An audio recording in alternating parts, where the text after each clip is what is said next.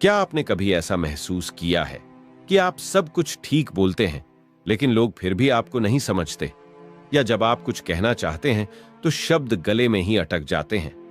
Imagine losing a job, a relationship and even a dream, सिर्फ इसलिए क्योंकि आपने खुद को सही से एक्सप्रेस नहीं किया।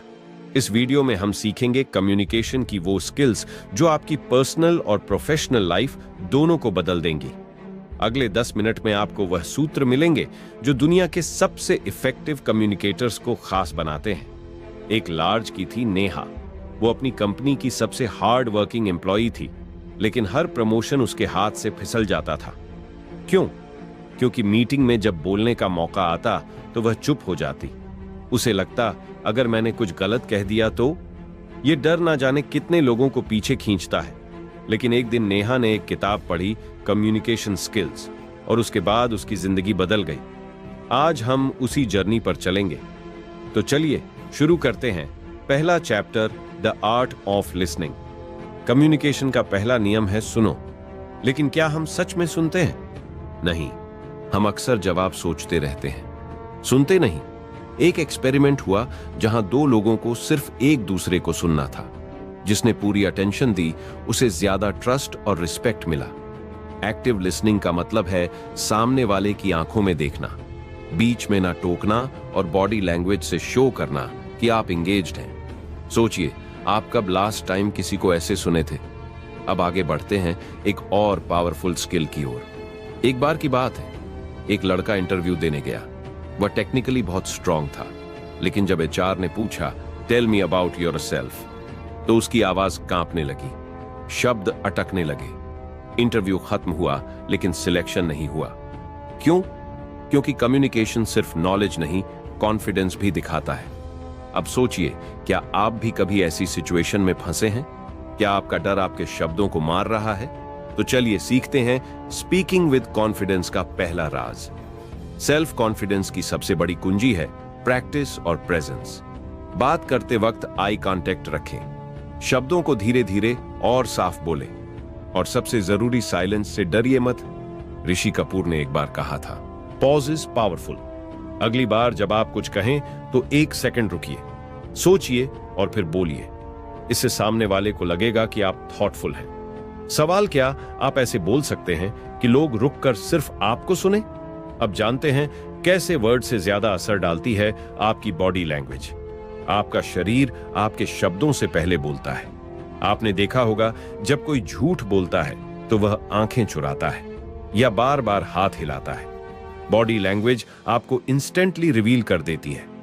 एक स्टडी के अनुसार कम्युनिकेशन में सिर्फ 7% वेट होता है वर्ड्स का, बाकी 99% आता है टोन और बॉडी से। सोचिए, अगर आपकी बॉडी बोले डर और जुबान बोले कॉन्फिडेंस तो लोग क्या मानेंगे? इसलिए पोस्चर, जेस्चर्स और फेशियल एक्सप्रेशंस पर काम करना कम्युनिकेशन का दूसरा नाम है। एक वक्त था जब सौरभ एक मैनेजर बनना चाहता था, लेकिन उसकी बॉडी हमेशा नर्वस रहती। झुकी हुई कमर, हिले हुए हाथ और कमजोर आई कांटेक्ट। फिर उसने एक छोटा सा बदलाव किया। उसने मिरर प्रैक्टिस शुरू की। रोज 10 मिनट वह खुद से बात करता, अपने हाथों को कंट्रोल करता, मुस्कुराता, और 30 दिन बाद वह कॉन्फिडेंट दिखने लगा। याद रखिए, बॉडी लैंग्वेज मसल मेमोरी से बदलती है। आप जैसा दिखते हैं वैसा महसूस करने लगते हैं। अब चलते हैं एक ऐसे टॉपिक की ओर जो हर इंसान को चाहिए, असर्टिवनेस। असर्टिवनेस का मतलब होता है बिना किसी को नीचा दिखाए अपने दिल की बात कहना। अक्सर लोग 2 एक्सट्रीम्स में फंस जाते हैं, या तो वह दब जाते हैं या अग्रेसिव हो जाते हैं। लेकिन असर्टिव होना मतलब होता है रिस्पेक्टफुली ना कहना आना। जैसे I understand your point but I have a different view. सोचिए, कितनी बार आपने दिल पर बोझ रखकर हाँ कहा है और बाद में पछताया। अब वक्त है बाउंड्री सेट करने का, क्योंकि आप जो अलाव करते हैं वही कंटिन्यू होता है। एक बार रजत ने अपनी बॉस से ओवरटाइम के लिए ना कह दिया, विनम्र लेकिन दृढ़ता से। बॉस पहले चौंकी, फिर कहा आई अप्रिशिएट योर ऑनेस्टी। और यही है असर्टिवनेस की ताकत। वो आपको मजबूती देती है, सम्मान भी। अगली बार जब आपको लगे कि कुछ कहना है लेकिन डर है, उस डर को पहचानिए। डीप सांस लीजिए और काल होकर बोलिए। प्रैक्टिस ये मत कहता कि लड़ाई करो, बल्कि अपनी वैल्यू दिखाओ। अब हम आ रहे हैं उस चैलेंज पर जो हर रिलेशन में आता है, कॉन्फ्लिक्ट रेजोल्यूशन। कॉन्फ्लिक्ट यानी टकराव, चाहे ऑफिस में हो या घर में, अनअवॉइडेबल है, लेकिन यह आपकी कम्युनिकेशन स्किल ही होती है जो डिसाइड करती है कि वह कॉन्फ्लिक्ट बिगड़ेगा या सुधरेगा। एक छोटी सी कहानी। दो कॉलीग्स का झगड़ा क्लाइंट के सामने हुआ। दोनों चिल्लाए, ब्लेम किया और क्लाइंट ने कॉन्ट्रैक्ट रद्द कर दिया। अब सोचिए, अगर उनमें से कोई एक कम कहता, let's talk after the meeting, तो क्या आउटकम बदल जाता? Conflict resolution begins with listening, understanding and pausing before reacting. जब भी झगड़ा हो, पहला इंस्टिंक्ट होता है खुद को सही साबित करना, लेकिन एक मास्टर कम्युनिकेटर जानता है कि कॉन्फ्लिक्ट जीतने की नहीं, समझने की कोशिश है। अगली बार जब आप बहस में फंसे तो एक सवाल पूछिए, मैं क्या मिस कर रहा हूं? यह सवाल सामने वाले को सोचने पर मजबूर करेगा और बातचीत की दिशा बदल देगा। और जब आप सामने वाले के नजरिए को समझते हैं तो ट्रस्ट बढ़ता है। अब आते हैं उस स्किल पर जो सबका दिल जीत लेती है, emotional intelligence in communication. Emotional intelligence यानी अपने और दूसरों के इमोशंस को पहचानना और मैनेज करना। मान लीजिए कोई आपको गुस्से में कुछ कह दे, आप भी गुस्से में जवाब देते हैं, तो बात बिगड़ती है। लेकिन अगर आप रुककर सोचें, ये इंसान इतना रिएक्ट क्यों कर रहा है, तो आप उसका इमोशन समझते हैं और उसका रिस्पेक्ट पाते हैं। एक रिसर्च के मुताबिक हाई ईक्यू वाले लीडर्स अपनी टीम से ज्यादा लॉयल्टी और परफॉर्मेंस पाते हैं। सवाल यह है, क्या आप अपने वर्ड्स से दिल छू सकते हैं? रिया एक टीचर थी, लेकिन क्लास में अक्सर बच्चे ध्यान नहीं देते थे।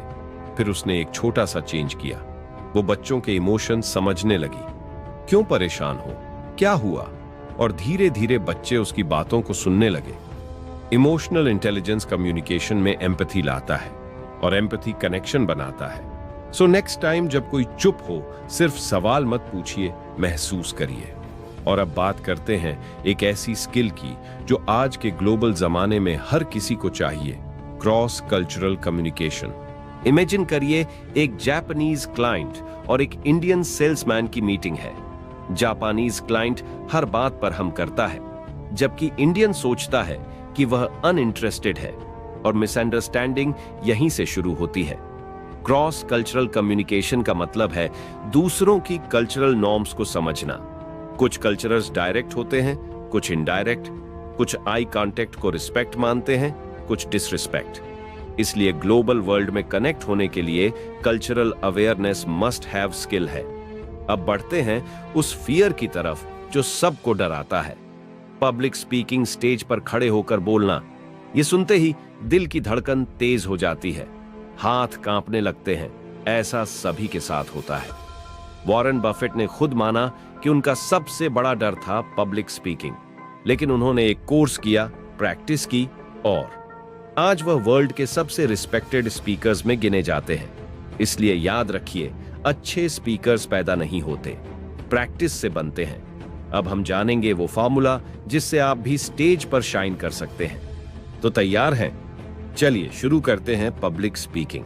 पब्लिक स्पीकिंग की शुरुआत होती है तैयारी से। जब आप स्टेज पर जाते हैं तो सबसे पहले आपका माइंड नहीं, आपकी एनर्जी बोलती है। अपनी स्पीच को स्क्रिप्ट की तरह मत याद कीजिए, बल्कि समझिए, अपने शब्दों को फील कीजिए।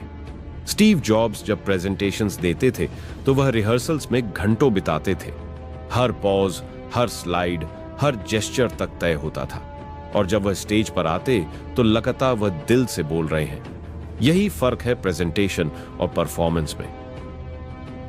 अब जानते हैं ऑडियंस को कैसे एंगेज करें। आपका टोन आपके वर्ड से कहीं ज्यादा असरदार होता है। एक सिंपल थैंक यू को अगर आप मुस्कान के साथ कहें तो सामने वाला खुश होता है, लेकिन वही थैंक यू अगर आप बिना एक्सप्रेशन, थके हुए टोन में कहें तो अपोजिट असर होता है। इसी तरह जेस्चर्स, हाथों का मूवमेंट, चेहरा, बॉडी पोस्चर सब मिलकर आपके मैसेज को ताकत देते हैं। कभी मिरर के सामने प्रैक्टिस कीजिए, एक ही सेंटेंस को अलग अलग टोन और जेस्चर्स के साथ बोलिए। You will feel at difference. अब बरसते हैं रियल लाइफ अभ्यास की तरफ। ऑडियंस को एंगेज करने के लिए जरूरी है स्टोरी टेलिंग। प्लेन फैक्ट से लोग बोर हो जाते हैं, लेकिन एक अच्छी कहानी उन्हें जोड़े रखती है। सोचिए, जब आप किसी दोस्त को कोई मजेदार घटना सुनाते हैं तो एक्सप्रेशंस बदलते हैं, हाथ हिलते हैं, एक्साइटमेंट आती है। वही मैजिक स्टेज पर चाहिए। शुरुआत एक सवाल से करें, क्या आपके साथ कभी ऐसा हुआ है? सवाल क्यूरियोसिटी सोचने पर मजबूर कर देता है। यही है कम्युनिकेशन का powerful loop. Questions, excitement, thinking. अब आते हैं जेस्चर्स और टोन की ताकत पर। कम्युनिकेशन थ्योरी जानने से नहीं, करने से आती है। इसीलिए आज से एक आसान प्रैक्टिस शुरू करें। हर दिन किसी एक नए इंसान से बात करें, दुकान वाले से, गार्ड से, दोस्त से। शुरू में ऑकवर्ड लगेगा, लेकिन धीरे धीरे आपके वर्ड्स फ्लो में आने लगेंगे। दूसरा टास्क, एक टॉपिक चुनिए और उस पर 2 मिनट खुद से बोलिए, मिरर के सामने या फोन में रिकॉर्ड करके। Practice builds confidence and confidence builds charisma. अब बात करते हैं टेक्नोलॉजी के जमाने में कम्युनिकेशन कैसे बदला है। आज के समय में हम व्हाट्सएप, जेडएम और ईमेल से कम्युनिकेट करते हैं, लेकिन क्या यह इफेक्टिव है? टेक्स्ट में टोन नहीं दिखती, इमोजीज इमोशंस नहीं दिखाते। एक ओके का मतलब गुस्सा भी हो सकता है और सिंपल एक्सेप्टेंस भी। इसलिए डिजिटल कम्युनिकेशन में क्लैरिटी सबसे जरूरी है। Short sentences, clear tone and context देना सीखिए। और हां, कॉल करने से कभी मत डरिए। कई बार एक 30 सेकंड कॉल 10 मैसेजेस से ज्यादा इफेक्टिव होती है। सोचिए, आप किस तरह कम्युनिकेट करते हैं, टेक से या दिल से। रवि एक बहुत ही स्किल्ड एम्प्लॉय था, लेकिन ऑफिस में उसे अंडर एस्टिमेट किया जाता था। रीजन, वो मीटिंग्स में चुप रहता था, अपने आइडियाज कॉन्फिडेंटली रख नहीं पाता था। एक दिन उसके दोस्त ने कहा, तू जीनियस है, लेकिन लोगों को कैसे पता चलेगा जब तू बोलेगा ही नहीं। तभी रवि ने एक फैसला लिया, हर हफ्ते एक बार मीटिंग में जरूर बोलेगा, चाहे एक लाइन ही क्यों ना हो। और धीरे धीरे उसकी आवाज सुनी जाने लगी। कम्युनिकेशन में साइलेंस भी एक लैंग्वेज है, लेकिन समय आने पर बोलना आना चाहिए। अब हम बात करते हैं लिसनिंग की एक और पावरफुल फॉर्म की, रिफ्लेक्टिव लिसनिंग। यह वह टेक्निक है जिसमें आप सिर्फ सुनते नहीं, बल्कि सामने वाले की बात को दोहराते हैं। जैसे कोई बोले, मुझे लगता है मेरा काम कोई समझता ही नहीं। आप कहें, तुम्हें लग रहा है कि लोग तुम्हारी मेहनत नहीं समझते। बस ये सुनते ही सामने वाला फील करता है कि वह समझ गया है। रिफ्लेक्टिव लिसनिंग टेंशन कम करती है और इमोशनल बॉन्ड बनाती है। So next time try this and watch the magic unfold. अब सवाल उठता है, क्या हर बार बोलना जरूरी है? जवाब है नहीं। ग्रेट कम्युनिकेटर्स जानते हैं कि कब बोलना है और कब रुकना है। साइलेंस कभी कभी सबसे पावरफुल मैसेज होता है। एग्जाम्पल, किसी टफ कन्वर्सेशन में अगर आप बस चुप रहकर और सामने वाले को सुने, तो उन्हें लगेगा कि आप उन्हें समझ रहे हैं। इससे ट्रस्ट बढ़ता है। लेकिन वहीं अगर आप हर बात काटते जाएं, तो लोग डिस्टेंस बनाने लगते हैं। याद रखिए, बात उतनी ही करें जितनी जरूरी हो, और वह भी दिल से। इफेक्टिव कम्युनिकेशन सिर्फ बाहर की दुनिया के लिए नहीं है, बल्कि हमारे पर्सनल रिलेशनशिप्स के लिए भी सबसे बड़ा टूल है। एक बार अंजलि और उसके पिता के बीच दूरी आ गई थी, बस इसलिए क्योंकि दोनों एक दूसरे से खुलकर बात नहीं करते थे। अंजलि ने एक दिन अपने पापा से कहा, मैं आपसे बात करना चाहती हूं। और उसी दिन उन्होंने 2 घंटे बात की। वो बातें जो सालों से अंदर थीं। कम्युनिकेशन रिश्तों को जोड़ता है, हीलिंग देता है। अगली बार किसी से दूर महसूस करें, बात कीजिए। अब सोचिए, आप अपने कम्युनिकेशन में सबसे ज्यादा स्ट्रगल कहां करते हैं? पब्लिक स्पीकिंग में, या अपने इमोशंस को वर्ड्स में बदलने में, या किसी बहस में, काल में रहने में? इस सोच से ही इंप्रूवमेंट की शुरुआत होती है। एक्सपर्ट्स कहते हैं, जो अपनी कम्युनिकेशन स्किल्स बेहतर करता है, वह अपनी जिंदगी बेहतर करता है। तो क्यों ना आज से कमिटमेंट लें, हर दिन कम्युनिकेशन में 8% बेटर बनने का। अगले चैप्टर्स में हम करेंगे डीप ड्राइव, प्रैक्टिकल टूल्स और रियल लाइफ एक्सरसाइज के साथ। क्या आप जानते हैं कि कम्युनिकेशन में सबसे बड़ी ताकत होती है क्लैरिटी? जब आपके वर्ड्स साफ और सिंपल होते हैं, तो सामने वाला कंफ्यूजन में नहीं फंसता। इमेजिन कीजिए, एक बॉस अपने टीम से कॉम्प्लिकेटेड टर्म्स में बात करता है, तो वह समझ नहीं पाते और मिस्टेक्स होती है।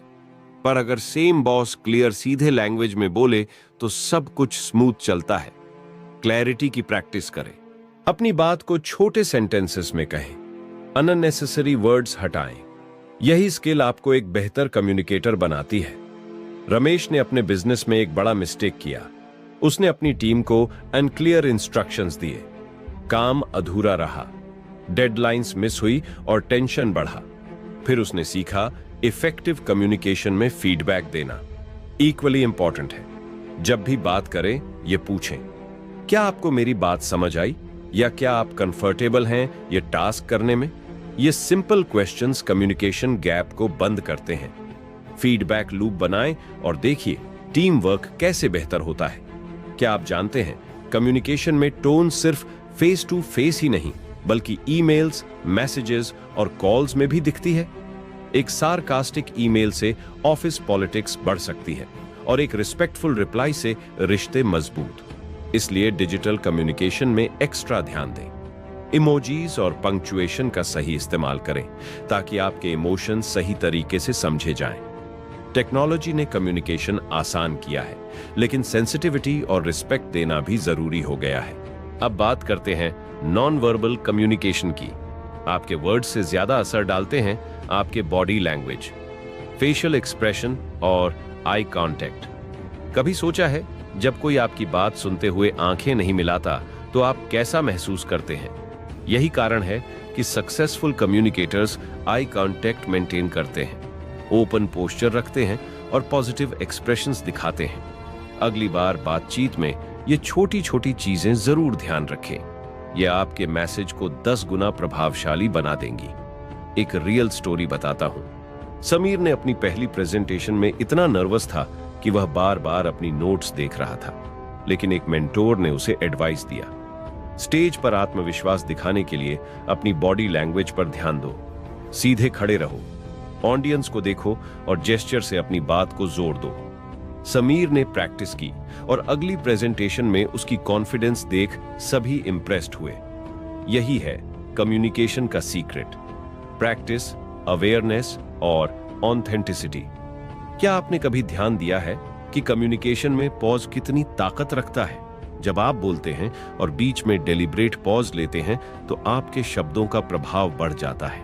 इमेजिन करिए, मार्टिन लूथर किंग जूनियर ने अपनी फेमस स्पीच में I have a dream phrase bar bar pause के साथ दोहराया, जिसने लोगों के दिलों में गहरी छाप छोड़ी। पॉज सुनने वालों को सोचने का मौका देता है और आपकी बात को एम्फेसिस करता है। अगली बार बोलते समय इंटेंशनल पॉज जरूर आजमाएं। असर्टिवनेस की सबसे बड़ी चैलेंज होती है सही बैलेंस बनाना। कभी कभी लोग डरते हैं कि अगर वे असर्टिव होंगे तो सामने वाले को नुकसान होगा या वह नाराज हो जाएंगे। लेकिन सही असर्टिवनेस से आप न केवल अपनी बात रखते हैं, बल्कि सामने वाले के फीलिंग्स का भी सम्मान करते हैं। सोचिए, अगर हर कॉन्वर्सेशन में आप खुद की वैल्यू बताएंगे और दूसरों की भी सुनेंगे तो कितनी पॉजिटिव रिलेशनशिप्स बनेंगी। इस बैलेंस को सीखना हर सफल कम्युनिकेटर की निशानी है। एक बार नेहा अपने बॉस से प्रमोशन मांगने गई, लेकिन नर्वसनेस के कारण उसकी बात अधूरी रह गई। मेंटर ने उसे बताया, असर्टिवनेस कम्युनिकेशन का वह पहलू है जिसमें आप अपने नीड्स और बाउंड्रीज को क्लियरली और रिस्पेक्टफुली व्यक्त करते हैं। असर्टिव कम्युनिकेशन पैसिव या अग्रेसिव नहीं होती, बल्कि कॉन्फिडेंट और एम्पैथेटिक होती है। नेहा ने सीख लिया कि ना कहना भी कम्युनिकेशन का हिस्सा है। क्या आप अपनी असर्टिवनेस को बढ़ाने के लिए तैयार हैं? कॉन्फ्लिक्ट रेजोल्यूशन में सबसे जरूरी होता है प्रॉब्लम को व्यक्ति से अलग करके देखना। बहुत बार हम अपने ईगो के कारण डिस्कशन को पर्सनल बना लेते हैं, जिससे बात और बिगड़ जाती है। इमेजिन करें, दोस्त किसी मिसअंडरस्टैंडिंग की वजह से लड़ रहे हैं। अगर वे अपने गुस्से को छोड़कर समस्या पर ध्यान दें तो समाधान आसानी से निकल सकता है। इस तरह के अप्रोच से कम्युनिकेशन में क्लैरिटी आती है और रिलेशनशिप मजबूत होता है। क्या आप तैयार हैं अपने कॉन्फ्लिक्ट्स को दोस्ताना हल करने के लिए? एक क्लाइंट मीटिंग में अर्जुन को पता चला कि क्लाइंट उसकी सर्विस से संतुष्ट नहीं है। अर्जुन ने डिफेंसिव होने के बजाय कामली क्लाइंट की बातें सुनी और कहा, मैं आपकी चिंताओं को समझता हूं, चलिए मिलकर सॉल्यूशन निकालते हैं। ये काम एटीट्यूड और ओपन कम्युनिकेशन ने क्लाइंट के दिल में ट्रस्ट बढ़ाया। कॉन्फ्लिक्ट रेजोल्यूशन सिर्फ लड़ाई को खत्म करने का नाम नहीं, बल्कि एक नए समझौते की शुरुआत है। क्या आप तैयार हैं अपनी कम्युनिकेशन को नेक्स्ट लेवल पर ले जाने के लिए? इमोशनल इंटेलिजेंस या ईक्यू कम्युनिकेशन की वो ताकत है जो हमारे शब्दों से भी ज्यादा असर डालती है। राहुल की कहानी सोचिए।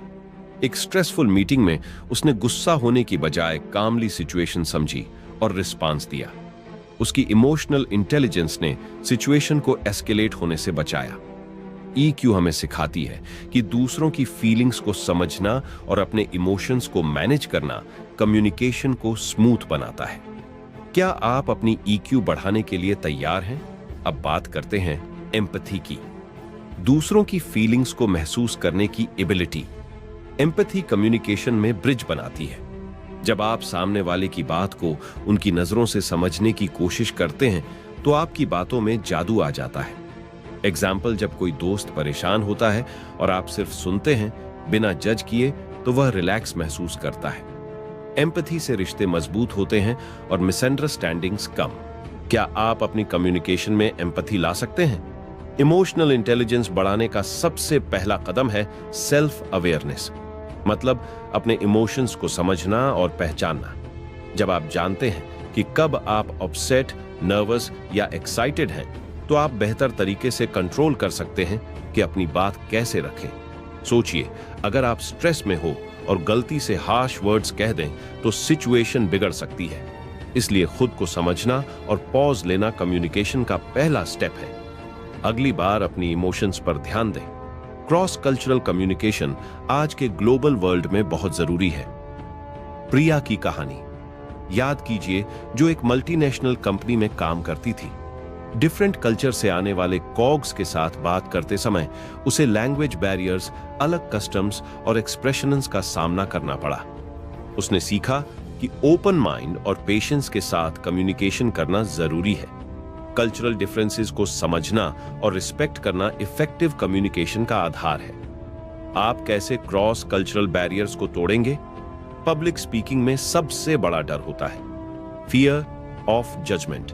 लेकिन सच यह है कि ज्यादातर ऑडियंस आपकी गलती नहीं देखती, वे बस आपकी कहानी सुनना चाहते हैं। सोचिए, जब आप किसी फेमिलियर टॉपिक पर बात करते हैं तो कॉन्फिडेंस बढ़ जाता है। प्रिपरेशन, प्रैक्टिस और पॉजिटिव माइंडसेट से फियर खत्म हो सकता है। अगली बार जब आपको स्टेज पर जाना हो, सोचिए आप वहां ऑडियंस की मदद करने गए हैं, न कि सिर्फ बोलने। क्या आप अपने पब्लिक स्पीकिंग फियर्स को जीतने को तैयार हैं? पब्लिक स्पीकिंग में एक मैजिक ट्रिक होती है, स्टोरी टेलिंग। जब आप डाटा और फैक्ट्स की बजाय एक दिलचस्प कहानी सुनाते हैं तो ऑडियंस जुड़ जाती है। एक बार एनकेट ने अपनी बिजनेस प्रेजेंटेशन बोरिंग नंबर से शुरू की। कोई ध्यान नहीं दे रहा था। फिर उसने एक रिलेटेबल कहानी सुनाई और सब लोग पूरी तरह एंगेज्ड हो गए। स्टोरी एक इमोशनल कनेक्शन बनाती है। अगली बार जब भी स्टेज पर जाएं, एक कहानी से शुरुआत करें। आप खुद फर्क महसूस करेंगे। क्या आपने सोचा है कि स्टेज पर जाने से पहले माइंड को कैसे प्रिपेयर किया जाए? 1 सिंपल मेथड है विजुअलाइजेशन। इमेजिन करिए कि आप कॉन्फिडेंटली स्टेज पर खड़े हैं, ऑडियंस मुस्कुरा रही है और हर वर्ड इंपैक्ट डाल रहा है। यह मेंटल रिहर्सल आपका नर्वसनेस कम करता है। सचिन तेंदुलकर भी अपनी बैटिंग से पहले शॉट्स विजुअलाइज करते थे। यही तरीका पब्लिक स्पीकिंग में भी काम करता है। आप भी आज से विजुअलाइजिंग प्रैक्टिस शुरू करें। प्रेजेंटेशन स्किल्स में एक सबसे अंडररेटेड टिप है स्ट्रक्चर। जब आपकी बातों का एक लॉजिकल फ्लो होता है, introduction, main content and conclusion, तो ऑडियंस आपकी बात बेहतर समझती है। एक स्पीकर ने बिना स्ट्रक्चर के बोलना शुरू किया और सब कंफ्यूज हो गए, लेकिन दूसरे ने पहले कहा, मैं आज 3 बातें शेयर करूंगा, और हर पॉइंट को क्लियरली समझाया। क्लैरिटी और ऑर्डर आपके मैसेज को अनफॉरगेटेबल बना देते हैं। प्लान करें, फिर बोलें। अब बात करते हैं कम्युनिकेशन इन पर्सनल रिलेशनशिप्स। एक बार रितु और उसके पापा के बीच मिसअंडरस्टैंडिंग हो गई, बस इसलिए क्योंकि दोनों ने ठीक से एक दूसरे की बात नहीं सुनी। जब दोनों ने काम बैठकर फीलिंग्स एक्सप्रेस की तो हर कंफ्यूजन साफ हो गया। पर्सनल रिलेशनशिप्स में कम्युनिकेशन का मतलब सिर्फ बोलना नहीं, बल्कि इमोशंस को ऑनेस्टली और रिस्पेक्टफुली शेयर करना है। किसी अपने को कॉल करके पूछिए, तुम सच में कैसे हो। पर्सनल रिलेशनशिप्स में एक और गोल्डन रूल है, listen to understand not to reply. अक्सर हम सुनते कम हैं और जवाब ज्यादा सोचते हैं। इससे कन्वर्सेशन का डेप्थ चला जाता है।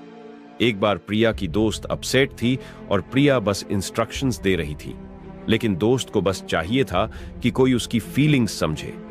जब प्रिया ने सिर्फ चुप रहकर सुना, दोस्त का दिल हल्का हो गया। कभी कभी साइलेंस ही सबसे अच्छा जवाब होता है। अब चलते हैं वर्क प्लेस कम्युनिकेशन की ओर। जब ऑफिस में कलीग्स क्लियरली कम्युनिकेट नहीं करते तो टास्क डिले होते हैं और फ्रस्ट्रेशन बढ़ती है। एक बार एक ईमेल में सिर्फ इतना लिखा था, इस टास्क को जल्दी पूरा करो। रिजल्ट एम्प्लॉय कंफ्यूजन था कि डेडलाइन क्या है, एक्सपेक्टेशंस क्या है। प्रोफेशनल सेटिंग में क्लैरिटी, टोन और कंप्लीटनेस बहुत जरूरी है। इफेक्टिव कम्युनिकेशन प्रोडक्टिविटी और रिलेशनशिप्स दोनों को ग्रो करता है। टेक्नोलॉजी ने कम्युनिकेशन को आसान किया है, लेकिन कॉम्प्लिकेटेड भी। व्हाट्सएप, जीएम और ईमेल्स ने इंस्टेंट कांटेक्ट तो दिया, लेकिन डिस्ट्रैक्शंस और मिसअंडरस्टैंडिंग्स भी बढ़ी। एक बार समीर ने एक मैसेज को गलत समझकर अपने दोस्त से झगड़ा कर लिया। Lesson tone can't always be red in text, इसलिए कभी क्रिटिकल बात हो तो फोन कॉल या फेस टू फेस बात करें। सही मीडियम चुनना कम्युनिकेशन का बड़ा हिस्सा है। वर्क प्लेस में एक और जरूरी स्किल है ईमेल एटिकेट।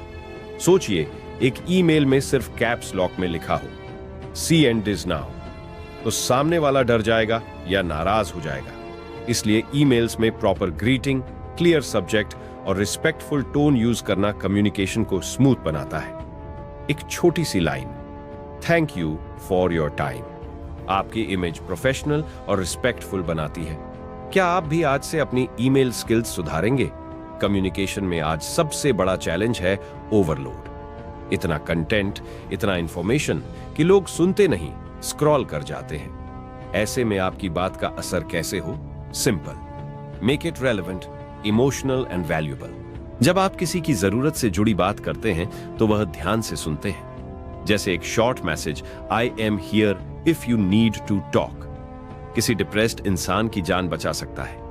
आपकी वर्ड्स में ताकत है, वाइजली यूज करें। अब समय है रिफ्लेक्शन का। आपने अब तक कम्युनिकेशन की कई लेयर्स सीखी, listening, speaking, body language, emotional intelligence, conflict resolution और पब्लिक स्पीकिंग। पर सबसे जरूरी बात यह है प्रैक्टिस। कोई भी बोर्न कम्युनिकेटर नहीं होता, यह स्किल बार बार कोशिश करने से बनती है। हर कन्वर्सेशन एक मौका है खुद को बेहतर बनाने का। आज से हर इंटरेक्शन को एक लर्निंग अपॉर्चुनिटी मानिए। कम्युनिकेशन सिर्फ स्किल नहीं, यह एक सुपर पावर है। एक बार की बात है, एक टीचर ने अपने स्टूडेंट से कहा, हर दिन किसी एक इंसान से इंटेंशनल बातचीत करो। स्टूडेंट्स ने स्ट्रेंजर्स से स्मॉल टॉक शुरू की, फैमिली से ओपन कन्वर्सेशन की और स्लोली उन्हें अपने अंदर बदलाव महसूस होने लगे। कम्युनिकेशन सिर्फ बोलने की स्किल नहीं, कनेक्शन बनाने की कला है।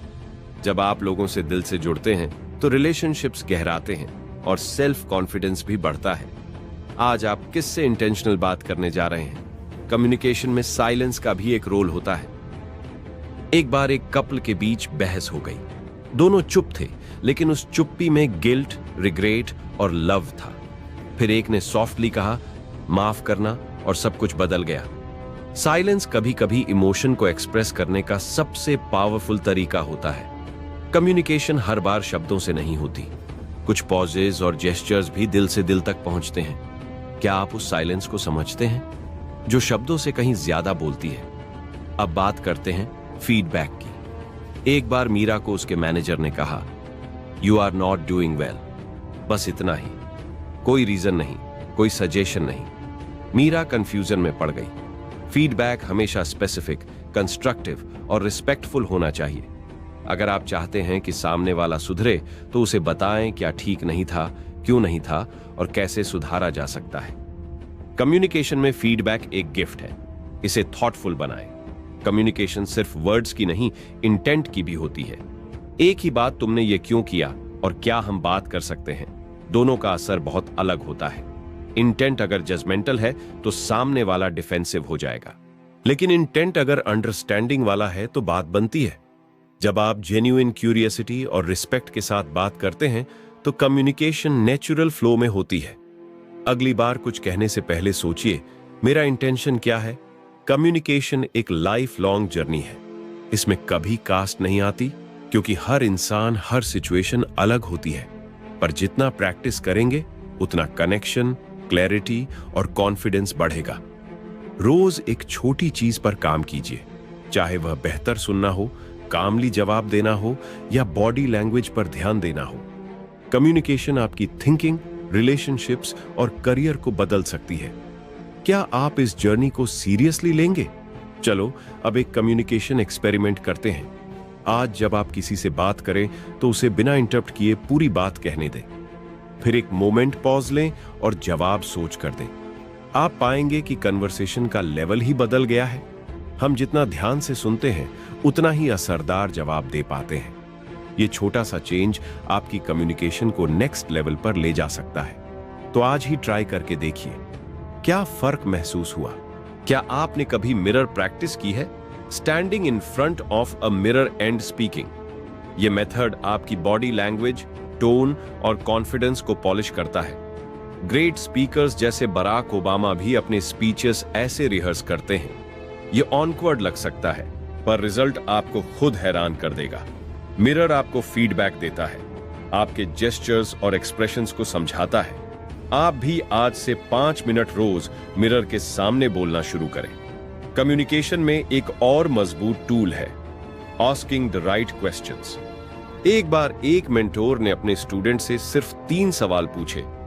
तुम क्या चाहते हो, क्यों चाहते हो और कब से शुरू करोगे? और स्टूडेंट की पूरी लाइफ की क्लैरिटी आ गई। सवाल सोचने पर मजबूर करते हैं। जब आप दूसरों से पावरफुल क्वेश्चंस पूछते हैं तो आप उनकी जिंदगी में क्लैरिटी और डायरेक्शन लाते हैं। क्या आपने खुद से भी कभी ऐसे सवाल पूछे हैं? आपकी आवाज आपकी पहचान है। वॉइस मॉड्यूलेशन मतलब टोन को सही जगह ऊपर नीचे करना कम्युनिकेशन को एंगेजिंग बनाता है। एक डल फ्लैट वॉइस से पावरफुल बात भी बोरिंग लगती है, लेकिन अगर इमोशन के साथ बोला जाए तो हर बात दिल तक जाती है। प्रैक्टिस करें पॉजेस लेने की, स्ट्रेस डालने की, जरूरी वर्ड्स पर और नेचुरल टोन में बोलने की। आपकी आवाज से ही लोग तय करते हैं क्या इस इंसान को सीरियसली लेना चाहिए। कम्युनिकेशन स्किल एक टूल किट है और आपने इस वीडियो में हर टूल को जाना है। Active listening, body language, public speaking, empathy, emotional intelligence, assertiveness और भी बहुत कुछ। अब यह टूल किट आपके पास है। फर्क बस प्रैक्टिस और अवेयरनेस का है। हर इंटरेक्शन एक नया मौका है बेहतर कम्युनिकेटर बनने का। याद रखिए, आप जैसे कम्युनिकेट करते हैं वैसे ही लोग आपको समझते हैं। तो बोलिए, सोच कर सुनिए दिल से और बनाइए हर बातचीत को एक मास्टरपीस। धन्यवाद।